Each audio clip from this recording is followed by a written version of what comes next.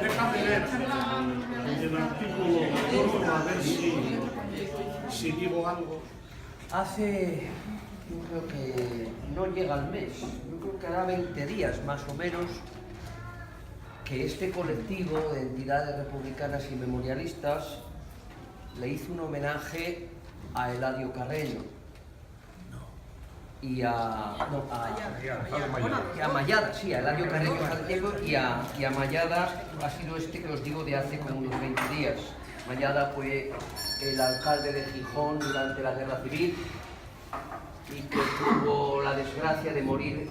Murió en Estados Unidos porque él, en plena Guerra Civil, fue en una misión española que organizó el gobierno republicano para ir a Estados Unidos a explicar la defensa de la República, recaudar fondos. Sabéis que en Estados Unidos había muchos partidarios de la República, entre ellos la mujer del presidente norteamericano Eleanor Roosevelt, era una firme defensora de la República. Bueno, entonces este hombre allí tuvo la desgracia de morir en un accidente de automóvil, pero el poco tiempo que estuvo, era un gran personaje, pues hace que hoy nos acordemos de él, que tenga una calle en Gijón, y el colectivo de entidades decidió, como hace 20 días, os decía, hacer un homenaje a Mayada. Y decía yo aquel día del homenaje que la historia es un arma política, y efectivamente lo es. Lo es, porque la historia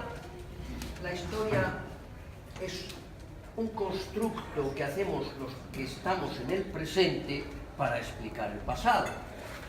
Y como los que cuando somos presente vamos al pasado y ya hay otro presente, pues el siguiente presente vuelve a siempre. El presente siempre está interpretando el pasado. Y en esa interpretación del pasado, pues, lógicamente se cruza que nuestra sociedad está dividida en clases sociales. Y cada clase social hace su interpretación del pasado. Y por muy objetiva que se pretenda ser.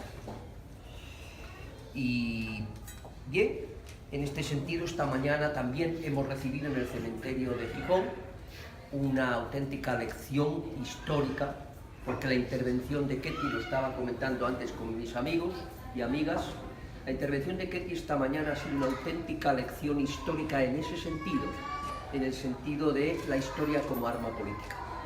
Ha sido muy buena y yo le voy a recomendar al colectivo que la recoja y la publique. Pero yo quería comentaros otra cosa. Asturias, los asturianos, que no es otra cosa que los asturianos y las asturianas, desconoce su historia. Y cuando a uno desconoce su historia, pues es muy fácil que le cuelen falsas interpretaciones. Y los asturianos y las asturianas desconocen bastante de su historia, sobre todo del siglo XIX. Porque, bueno, se conoce de alguna manera, más o menos bien, se ha publicado mucho sobre la Guerra Civil, sobre la Revolución del 34, pero se conoce muy poco. Muy pocos asturianos y asturianas saben que aquí en Asturias hubo una primera revolución, que no fue la del 34. Y llamamos revolución cuando de alguna manera se asaltan los poderes establecidos, se quitan esos poderes y por la fuerza, no por la evolución, sino por la fuerza, se quitan esos poderes y se ponen otros para favorecer a la mayoría del pueblo. Eso es una revolución. Y una revolución la hubo aquí en Asturias y muy poca gente la conoce, porque se ha ocultado, porque a los asturianos eso y asturianas se les ha tenido oculta. La revolución que se inicia el 9 de mayo de 1808 y culmina el 25 de mayo de 1808 y culmina por la fuerza. Los asturianos y asturianas se sublevan y el 25 de mayo derrocan por la fuerza a las antiguas autoridades, las quitan, les quitan el poder, que ejercían en nombre del rey absoluto y ponen un nuevo poder que, según lo hicieron y según queda en los documentos, tomaron ese poder reconociendo que el soberano no era el rey, sino que el soberano era el pueblo. Eso, que es importantísimo, que es el primer paso hacia la democracia, que es el primer paso que se da en España reconociendo la soberanía popular, el 25 de mayo de 1808, está completamente olvidado. Está completamente olvidado. Los hechos del 9 de mayo, bueno, que es cuando empieza la revolución, más o menos vagamente se conoce algo, hay unas placas allí en Oviedo, en la calle Cimadevilla, hay unas placas, pero es que lo del 9 de mayo no dejó de estar bajo el control de la Junta General del Principado. Y la Junta General del Principado era un órgano muy reaccionario en el cual estaba la nobleza. Y por eso, como estaba todavía esos sucesos bajo ese control, pues no hay ningún inconveniente en dar la explicación y llegar hasta ahí, pero no más allá. A organizarse el pueblo, empiezan a quemar en el Parque de San Francisco la orden que venía firmada de Madrid, ya no por las autoridades españolas, sino por el mariscal Murat, declarando el estado de sitio en Asturias, y el pueblo se rebela y coge esa orden que viene en la diligencia de Madrid, la cogen, y al frente del levantamiento estaban dos mujeres, entre ellas una famosa llamada Joaquina Bovela, y queman esa orden en el campo de San Francisco. Y a partir de ahí empieza una revolución popular que culmina el 25 de mayo. El 25 de mayo, la noche del 24, Oviedo entero se llena de hogueras, de luminarias alrededor, que era gente que había venido de todos los pueblos y ciudades para rodear la ciudad de Oviedo. Y por la mañana temprano se van a la fábrica de armas de La Vega, y al estilo, la fábrica de armas tenía las puertas completamente atrancadas, y al estilo romano, con un ariete, con un árbol que había allí caído, lo toman de ariete y golpeando contra las puertas entran en la fábrica de armas.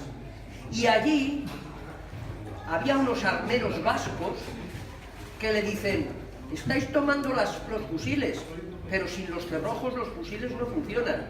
Venid con nosotros que tenemos las llaves de los armarios y aquí están los cerrojos, tomadlos.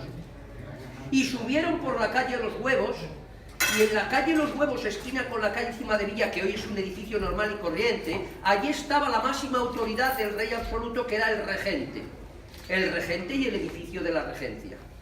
Y lo toman, y lo asaltan. Y lo toman y quitan esas autoridades. Y llaman a unos diputados de la Junta General que sí eran favorables y les hacen prestar un juramento en nombre del pueblo soberano. Y constituyen la Junta Suprema. Y esta mentira es la que se ha colado siempre, que la Junta Suprema era la Junta General. Ni mucho menos. Ni mucho menos. La Junta Suprema que se constituye contra la Junta General, que se había echado atrás de todas las medidas que habían aprobado cuando el pueblo rodeó la catedral, el día 9. Y después, cuando el pueblo se marchó, volvieron marcha atrás y aceptaron todo lo que venía de Madrid, de los franceses. Entonces se constituye la Junta Suprema, quitan al regente, dejan de reconocer a las autoridades de la monarquía y reconocen al pueblo soberano. Esto, que es importantísimo, que sería el orgullo de Asturias, que sería el orgullo de la ciudad de Oviedo, la primera vez en España que se da el paso hacia la democracia, porque ¿qué es la democracia sino el reconocimiento de la soberanía popular? La democracia parte de ahí. Esto está completamente olvidado y les conviene a las clases dominantes que esté olvidado, caso a ninguno de los dos. Y se continuó con el falso mito de Covadonga, que es la fiesta solo de los católicos y las católicas, solo. No es la fiesta de toda Asturias.